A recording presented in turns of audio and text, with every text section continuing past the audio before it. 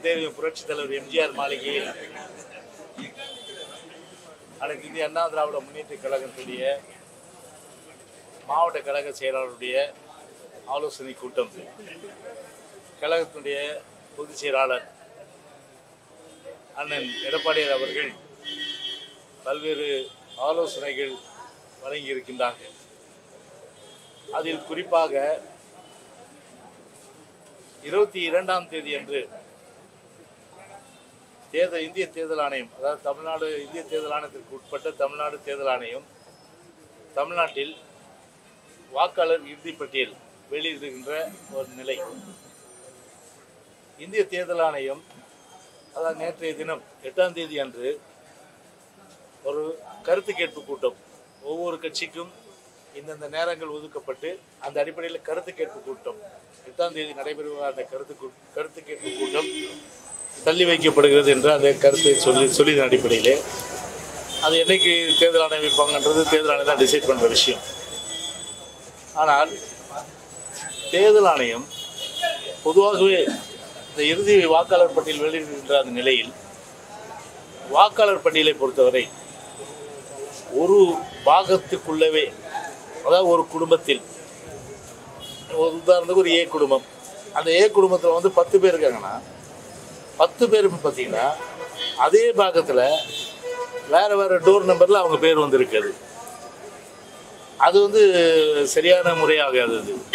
அதே போல் சென்னையில் பாகத்தை விட்டே வந்து இந்த பாகத்தில் வந்து அப்பா பிள்ளை இருப்பாங்க, அடுத்த பாகத்தில் பார்த்தா ஒய்ஃப் அண்ட் டாட்டர் இருப்பாங்க, இல்லை ஒய்ஃபும் வந்து அவங்க பசங்கள் இருப்பாங்க. அந்த மாதிரி வந்து ஒரு பெருத்த குளறுபடி. அதே போன்று இறந்தவர்கள், அதே போன்று நீக்கப்பட்டவர்கள்.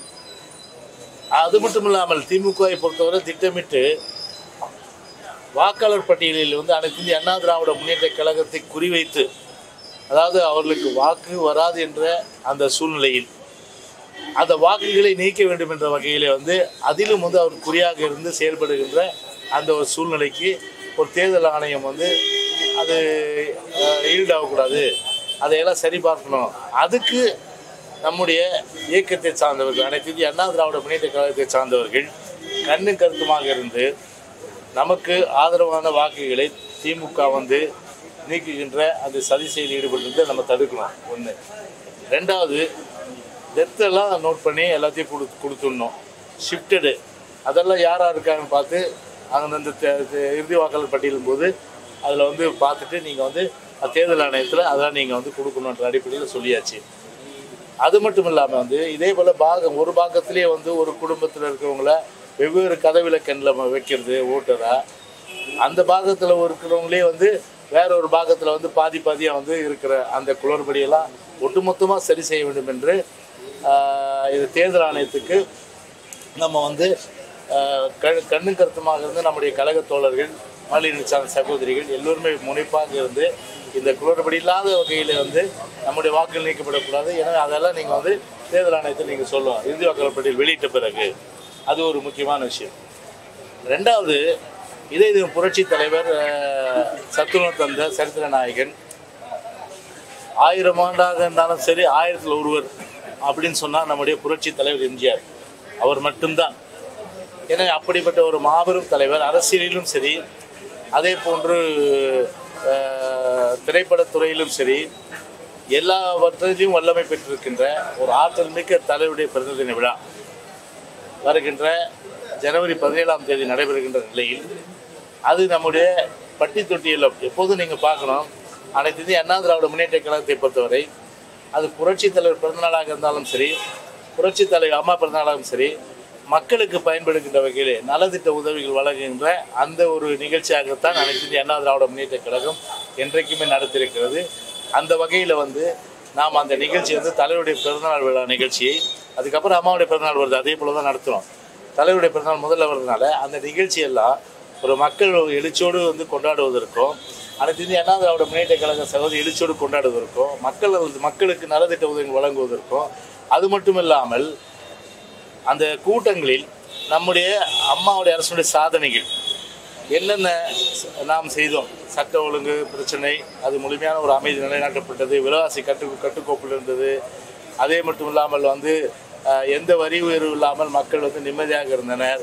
அதே போன்று அம்மா திட்டங்கள் மூலமாக பல்வேறு வகையில் வந்து மக்கள் பயன்பெற்றது. இதையெல்லாம் நம்ம அந்த எடப்பாடி ஆட்சி காலத்திலே அந்த 4.5 ஆண்டு காலத்திலே மக்களுக்கு என்னென்ன நம் நன்மைகள் செய்தோம் அதெல்லாம் நாம் மக்களுக்கு எடுத்து சொல்லுவோம்.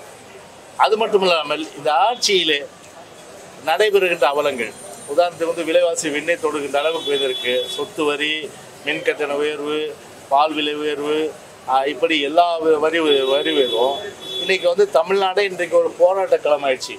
போராட்ட வர்க்கமே இல்லை. இன்றைக்கி உழைக்கும் வர்க்கத்திலேருந்து இன்றைக்கி வந்து பார்த்திங்கன்னா வந்து நெசவாளர்லேருந்து விவசாயிகள்லேருந்து தொழிலாளர்லேருந்து மீனவர்லேருந்து இன்றைக்கி அத்தனை பேருமே போராடக்கூடிய ஒரு நிலைமையில் இன்றைக்கு வந்து ஒரு தமிழ்நாடே வந்து ஒரு போராட்ட பூமி, போராட்ட களமாகிவிட்ட ஒரு நிலையில் அதெல்லாம் நாம் வந்து மக்கள்கிட்ட இன்றைக்கி வந்து எடுத்து சொல்லணும். இன்றைக்கி அது தேர்தல் வாக்குறுதி நிறைவேற்றாத ஒரு சூழ்நிலை. அது மட்டும் இல்லாமல் வந்து சட்டம் ஒழுங்கு சீர்கெட்டு கட்ட பஞ்சாயத்துகள், அடிதடி, ஆள் கடத்தல், கற்பழிப்புகள், பாலியல் பலாத்காரங்கள் இப்படியெல்லாம் நடைபெறுகின்றதெல்லாம் மக்கள் மத்தியிலே நாம் எடுத்து சொல்ல வேண்டியும். எனவே இந்த பொதுக்கூட்டங்கள் வாயிலாக கழக சகோதரர்கள் எடுத்து சொல்ல வேண்டியது நம்முடைய கட்டாயம் என்கின்ற வகையில் கழகத்துடைய பொதுச்செயலாளர் எடப்பாடி அவர்கள் இந்த அறிவுரை எல்லாம் வந்து மாவட்ட செயலாளருக்கு வழங்கியுள்ளார்கள். இன்னைக்கு போக்குவரத்து தொழிற்சங்கங்கள்லாம் வேலைநிறுத்த போராட்டத்தில் ஈடுபட்டு வராங்க.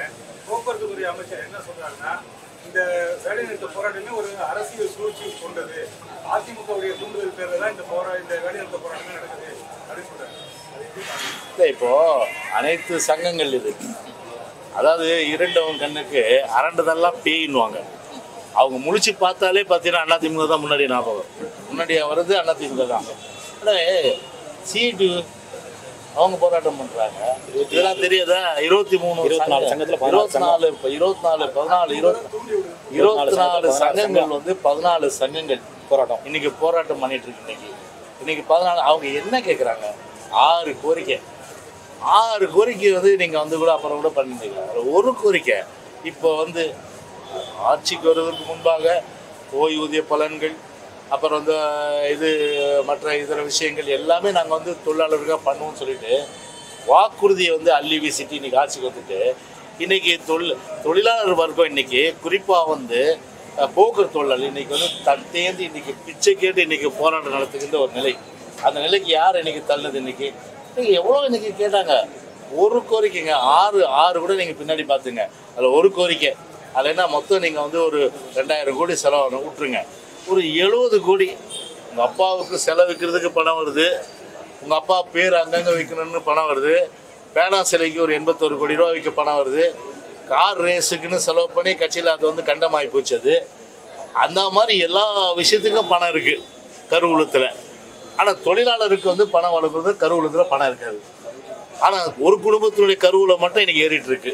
ஆசியாவிலே மிகப்பெரிய பணக்கார குடும்பமாக அந்த குடும்பத்தினுடைய கருவூலத்தை எடுத்தாலே இன்னைக்கு தமிழ்நாட்டில் எல்லா பிரச்சனையும் தீர்த்துடலாம்.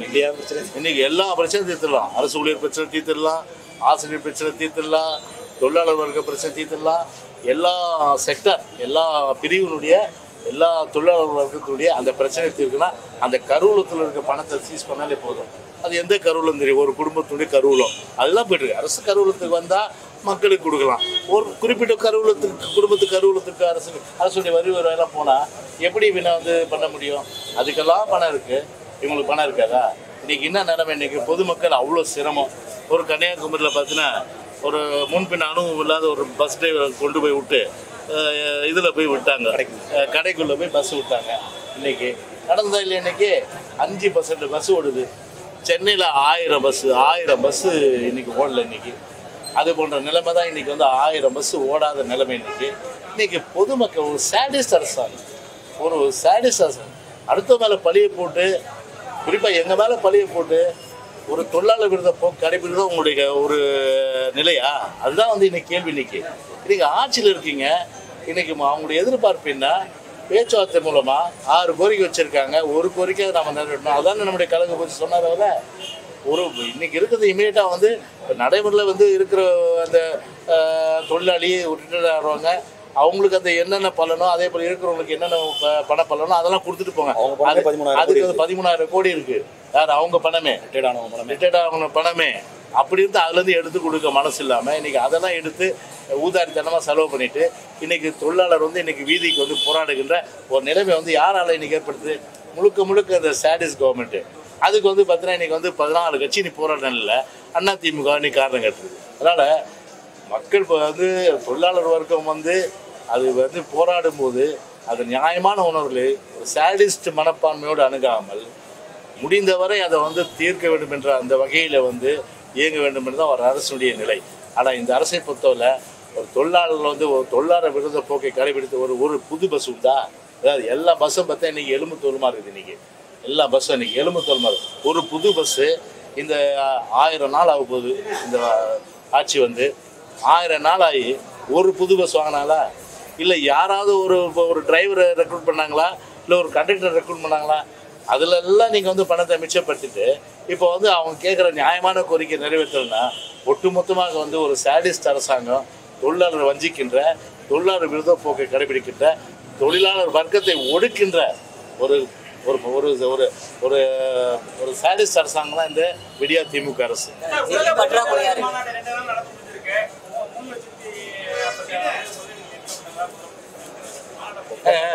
ஏப்பா ஒரு அம்மாவுடைய வந்து 2.5 லட்சம் கோடி. ஆனால் எடப்பாடியார் காலத்தில் வந்து 3 லட்சம் கோடி. இப்போ 5 லட்சம் கோடி இல்லை, 6 லட்சம் கோடி சொல்கிறாங்களா? இப்போ 6 லட்சம் கோடி சொல்கிறாங்களா? எல்லாம் ஏட்டு சுரங்க கறிக்கு உதவுது. இதான் நடக்க போகுது. ஏன்னா அந்த லெவலுக்கு ஒன்றும் ஒரு ஆற்றல் திறமை எல்லாம் கிடையாது. சும்மா அங்கே என்ன நடந்தது, அங்கே ஒரு இன்டர்நேஷ்னல் லெவலில் ஒரு உலக தொழிலாளர் முதலீட்டு ஈட்டுறனா அவங்களுக்கு வந்து டான்ஸை போட்டு பார்த்துறதுக்கு அந்த கூட்டம் ரெக்கார்ட் டான்ஸ் மாதிரி. அது என்ன உலக தொழில் மாநாடாது? ரெக்கார்ட் டான்ஸ்லாம் நடத்துனாங்க. அதெல்லாம் அதுக்கு வந்து யூடியூபர்லாம் அழைச்சி அந்த யூடியூபர்லாம் உட்கார வச்சு நீங்கள் வந்து ப்ரொஜெக்ட் பண்ணுன்னு சொல்லிட்டு ஒரு ஒரு ஒரு ஹைப் கொடுக்குறது. ஒரு யூடியூபரை வச்சு வந்து கவர்மெண்ட்டை வந்து பார்த்தீங்கன்னா ஒரு உயர்த்தி பிடிக்குது. இந்த வேலையை தான் பண்ணுறாங்களோ ஒழிய கண்டிப்பாக பார்த்தீங்கன்னா இது வந்து பார்த்தீங்கன்னா நடைமுறைக்கு வந்து சாத்தியமே இல்லை. அதனால் வந்து பார்ப்போம். இப்போ வந்து சொல்லியிருக்காங்களே, அது ஏட்டு சுரங்க கறிக்கு உதவுதா இல்லை கறிக்கு உதவுதா சொல்லிட்டா எப்படி இருந்தாலும் அந்த நரியினுடைய சாயம் வெளுத்து போக போது அது கண்டிப்பாக வெளுக்க போகும்போது நாட்டு மக்களுக்கு உண்மை தெரியும். அப்போ என்ன கேளுங்க. இதை சார், அதிமுக ஆட்சியில் நடத்தப்பட்ட உலக முதலீட்டாளர் மாநாடுலாம் தேர்தல் ஆதாயத்துக்காக நடத்தப்பட்ட மாநாடுன்னு ஸ்டாலினும் சரி அப்போதைய முதலமைச்சர் கருணாநிதி சொல்லியிருந்தாரு. இப்போ நடத்துறது எதுக்காக இருக்கலாம்? இப்போ நான் என்ன சொல்கிறேன்னா, இப்போ நீங்கள் உலக முதலீட்டாளர் மாநாடு நடத்துறீங்க. தேர்தல் வாக்குறுதி என்ன சொன்னீங்க? நீங்கள் ஆண்டுக்கு 1 லட்சம் பேர் நீங்கள் வந்து வேலைக்கு இருக்கிறேன். நீங்கள் அதுலேயே கிளிக்க காணா. நீங்கள் அப்படி பார்த்தா இதுவரையில் கிட்டத்தட்ட வந்து 3 வருஷம் ஆச்சு. 3 லட்சம் பேரை நீங்கள் வேலைக்கு வச்சுருக்கணும். அந்த 3 லட்சம் பேர் வேலைக்கு வச்ச பட்டியலை கொடுங்க. நீங்கள் பப்ளிக் சர்வீஸ் கமிஷனு எவ்வளோ அரசு கிட்டத்தட்ட 3.5 லட்சம் அரசு பணியாளர் வந்து இன்றைக்கி வந்து வேலை வாய்ப்பு இன்றைக்கி வந்து இருக்குது. இன்றைக்கி காலியாக இருக்குது. அதை நிரப்ப முடிஞ்சதா இந்த அரசால்? அதை உள்ளூரில் ஓனம் முடிக்கல. அதை வந்து பார்த்தா உள்ளூரில் ஓனம் பிடிக்காதுன்னு வெளியூரில் போய் நான் புளியை பிடிக்கிறேன்ற மாதிரி கதையாக இருக்குது. முதல்ல ஓனம் பிடிக்க கற்றுங்க முதல்ல. அந்த அளவுக்கு வந்து ஒரு உலக முதலீட்டாளர் மாநாடு வந்து நடத்துறீங்க. ஏற்கனவே 3.5 லட்சம் போஸ்ட் காலியாக இருக்குது. அதை ஃபில்அப் பண்ணாமல் மொத்தத்தில் வந்து சம்மப் பண்ணி கொடுக்குறது 5 லட்சம் பேருக்கு நாங்கள் வந்து வேலை வாய்ப்பு கொடுப்பேன்னு சொல்லிட்டு. அது எவ்வளோ? 5 லட்சம் பேர் 27 லட்சம் பேருக்கு வேலை வாய்ப்பு. எல்லாம் சீனி சக்கரை சித்தப்பா, சக்கரைன்னா இனிக்குதப்பா. இந்த கதை இதுதான் வந்து ஆக்சுவலாக வந்து நான் சொல்ல வராது. அதனால் பப்ளிக் சர்வீஸ் கமிஷன் இன்னைக்கு வந்து தேர்வர்கள் இதை எழுதிட்டு அவங்க கெஞ்சுறாங்க, ஏற்றி விடுங்க அவ்வளோ காலி விடுறேன். அதை செவி சாய்க்க முடியல. அதை செவி சாய்க்காமல் 27 லட்சம் பேர் நாங்கள் எம்ப்ளாய் பண்ணுறோம் அப்படின்னா எல்லாம் நடக்காத காரியம். இதெல்லாம் வந்து பார்த்தீங்கன்னா யூடியூபரை வச்சு சில மீடியாவில் வச்சு ஒரு இளைஞர்களை வந்து ஏமாத்துற ஒரு மோசடி பெருவழி தான் இவங்க.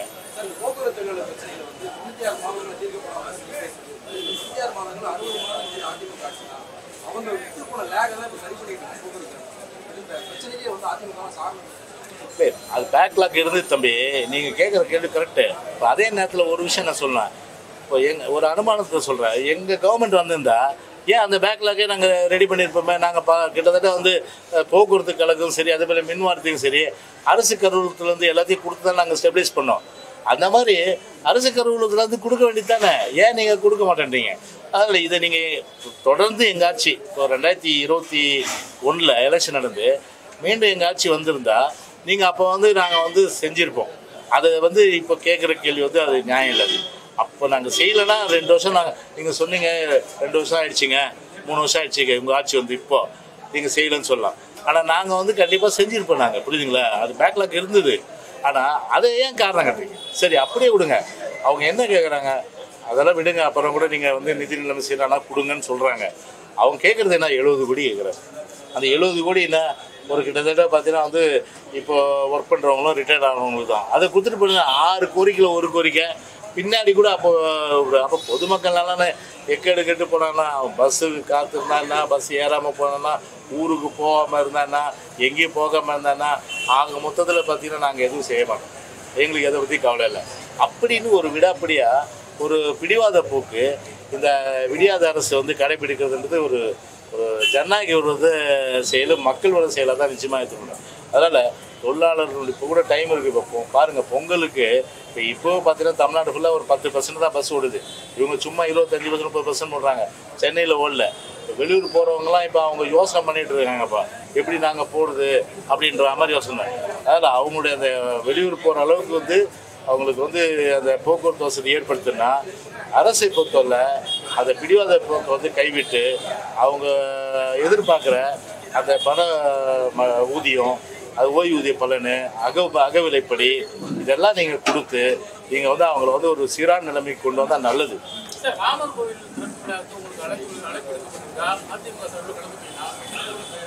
அது கட்சி எடுக்க வேண்டிய முடியாது. அதனால் அது நான் இங்கே சொல்ல முடியாது. இல்லை இப்போ அழைப்பு கொடுத்துருக்காங்க. அதனால் வந்து கட்சி பேப்பர் படிக்கிறது இல்லை, நீங்கள் அழைப்பெல்லாம் கொடுத்துருக்காங்க. கட்சி எடுக்க வேண்டிய முடியாது.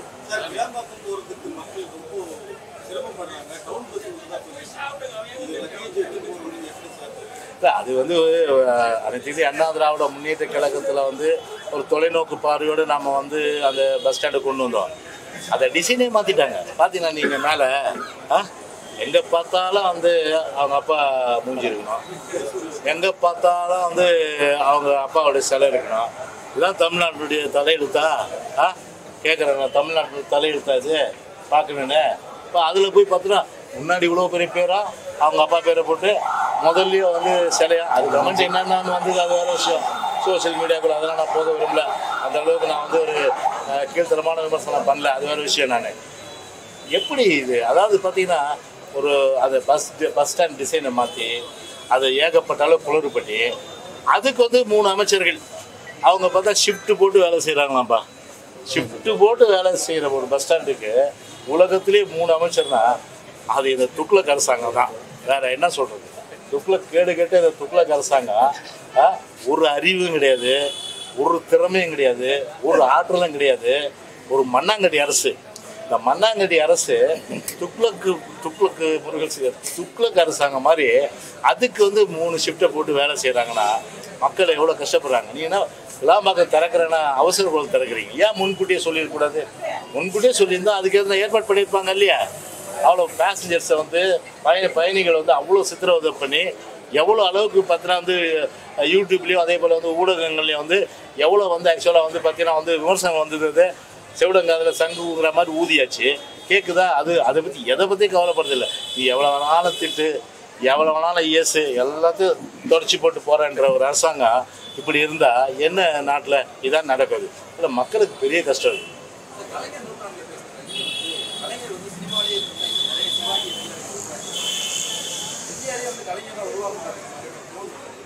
இல்லை அதாவது அது ஒரு கருணாநிதி 100ஆண்டு விழா நடத்தினாங்க. இதே தலைவர் 100ஆண்டு விழா வந்து நம்முடைய அந்த எடப்பாடியார் வந்து ஒவ்வொரு மாவட்டத்திலுக்கும் போய் நடத்தினார். எப்படி இருந்தது? எழுச்சியாக இருந்தது. ஒரு விழா அதுவும் பார்த்தீங்கன்னா வந்து பல பேருடைய சாபம், அது என்னாச்சுன்னு தெரியல. அது தள்ளி தள்ளி போய் ஒரு வழியாக வந்து கிண்டி ரேஸ் கோர்ஸ் நடத்தினாங்க. அங்கே பார்த்தா அப்படியே வங்கக்கடலே திரண்டு வந்துச்சு. 50,000 சேர் மொத்தம் வங்கக்கடலே திரண்டு வந்த மாதிரி 50,000 பேர் உட்காந்துட்டாங்க. சேரை பார்த்தா 50,000 சேரை போட்டு 899 பேர் தான் அதை வந்து அட்டன் பண்ணியிருக்காங்க. இதோட வந்து ஒரு ஸ்டாலின் வந்து அவங்க அப்பாவை கேவலப்படுத்துறது உலகத்துல வேற எதுவுமே இருக்காது. கரெக்ட், பங்கப்படுத்திட்டாரு, கேவலப்படுத்தி. ஆனா வச்சு செஞ்சாங்கப்பா யாரு? தயாரிப்பாளர் சங்கமா நடிகர் சங்கம், அவங்களுக்கு வாழ்த்துக்கள் சொல்லிக்கிறாங்க, வாழ்த்துக்கள் சொல்லி வச்சு செஞ்சாங்க. அப்படி பண்ணிட்டு நம்ம முன்னணி நடிகர்கள் யாரு? நம்முடைய அன்பு சகோதரிகள் திரு ரஜினி, திரு கமல் ஸ்கிரிப்ட் எழுதி இவர் கொடுத்ததை படிச்சுட்டு போகிறாங்க. அதாவது புரட்சி தலைவரால் இது திரு கருணாநிதியால் உயர்ந்தவர் தான் புரட்சி தலைவரால். இது எப்படி இருக்குது? இது தமிழ்நாடு இருக்குமா? இந்த புரட்சி தலைவர் ரசிகர்கள் இருக்குமா? புரட்சி தலைவர் எம்ஜிஆர் அவர்கள் போட்ட பிச்சை இந்த முதலமைச்சர் நீங்கள் எடுத்து பாருங்க. 3 தடவை திரு கருணாநிதி வந்து தலைவர் வந்து 72 வந்து கட்சி ஆரம்பித்த பிறகு, அண்ணா மறைவுக்கு பிறகு கருணாநிதி முதலமைச்சராக இருக்காரு. அன்னைக்கு முதலமைச்சர் ஆக்குந்த யாரு? புரட்சி தலைவர் எம்ஜிஆர். அதுக்கு வந்து நாவலர் வந்து ஒரு பெரிய அளவுக்கு வந்து கருணாநிதியுடைய லெட்டரை படித்தாரா இல்லையா? அது சோசியல் மீடியாவில் வந்துதா இல்லையா? இப்போ நான் சொல்கிறேன், அது திருப்பி அது வைரல் ஆகும் பாருங்கள். அந்த லெட்டரெல்லாம் எடுத்து போடுங்க. அவ்வளோ அருமையாக வந்து தலைவர் புகழ்ந்திருப்பார். என் குல கொழுந்தே, நீங்கள் தான் இந்த பதவிக்கே நான் வந்து வந்ததுக்கே காரணம் அப்படின்னு அவ்வளோ வாழ்த்து பார்ப்பாங்க. யார் ஒப்புதல் வாக்குமூலம் கொடுத்தது? திரு மு கருணாநிதி அன்றைக்கி வந்து ஒப்புதல் வாக்குமூலம் கொடுத்துருக்காரு. உன்னானதாமா நான் இந்த பதவிக்கு வந்தேன்னு. அப்படி இருக்கிற ஒரு வரலாறை மாற்றி பேசுகிறீங்க. நியாயமா இது?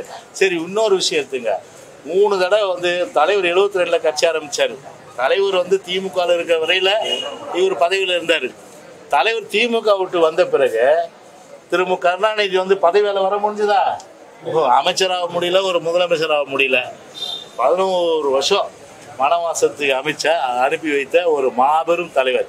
அரசியலும் சரி, ஒரு திரைப்பட தொழிலும் சரி, ஒரு வள்ளலாக, அதே போன்று ஒரு பெரிய அளவுக்கு வந்து வெற்றி பயணமாக இருந்து அந்த அளவுக்கு அவர் தலைவர் வந்து ஆரம்ப காலத்தில் 1917 வந்து பிறந்து கிட்டத்தட்ட வந்து 58 பார்த்தீங்கன்னா நாடோடி மன்னனுக்கு திரு மு கருணாநிதி வசனம் எழுதினார். அவர் நாடோடி மன்னனுக்கு உலக சுற்றுவாளி எத்தனை படங்கள் சொல்லலாம் எல்லாமே. அப்படி வந்து ஒரு பெரிய அளவுக்கு வந்து ஒரு பிரசித்தி பெற்ற உலக மாபெரும் தலைவர். அப்படியெல்லாம் வந்து வரலாறு மறைச்சிட்டு இந்த 2 பேர் யார்? நடிகர் ரஜினியும் நடிகர் கமலும். அவங்களுக்கு என்ன எதிர்பார்ப்பு இருக்கிறது எங்களுக்கு தெரியாது, அது வேறு விஷயம். ஆனால் இந்த உண்மையை மறைச்சி சொன்னால் எந்த அனைத்து இந்திய அண்ணா திராவிட முன்னேற்ற கழக தொண்டனும் ஏற்றுக்கொள்ள மாட்டாங்க. அந்த அடிப்படையில் வந்து இவர்கள் வந்து முழுமையான அளவுக்கு வந்து தமிழ்நாட்டு புரட்சி தலைவர் எம்ஜிஆர் தொண்டர்களால், அனைத்து இந்திய அண்ணா திராவிட முன்னேற்ற கழக தொண்டர்களால், அனைத்து இந்திய அண்ணா திராவிட முன்னேற்ற கழக புரட்சி ரசிகர்களால் நிராகரிக்கப்பட்டவர்களாக தான் நிச்சயமாக வரலாறு இவர்களை வந்து கண்டிப்பாக வந்து பேசுவோம். அந்த அளவுக்கு நல்ல வேலை இது மாதிரிலாம் தெரிஞ்சு தான் என்ன பண்ணாங்க, 2 பேர் அப்படியே தபாஞ்சிட்டாங்க. யார் அந்த 2 பேர்? யார் அந்த 2 பேர்? விஜய் அஜித் 2 பேரும் வந்தாங்கப்பா. இந்த மாதிரி எல்லாம் ஸ்கிரிப்டை கொடுத்து பேச வைப்பாங்க. நமக்கு வேணாடா சாமி, நம்ம போக வேணாம்னு சொல்லிட்டு போகல. கட்சியில் பார்த்தா ஒட்டுமொத்தமாக பிசுத்து இல்லையா? கிட்டத்தட்ட வந்து பெரிய அளவுக்கு ஒரு பங்கமான விழா தான் அந்த விழாவா இன்னைக்கு வந்து கருணாநிதியே 1000 ஆண்டாலும் சரி, 1000ல் ஒருவர் அப்படின்னு சொன்ன அழுத்தி சொல்கிறேன். 1000 ஆண்டாலும் சரி, 1000ல் ஒருவர் சொன்னால் புரட்சி தலைவர் டாக்டர் எம்ஜிஆர் தான். வேற யாரும் வரலாறு கிடையாது.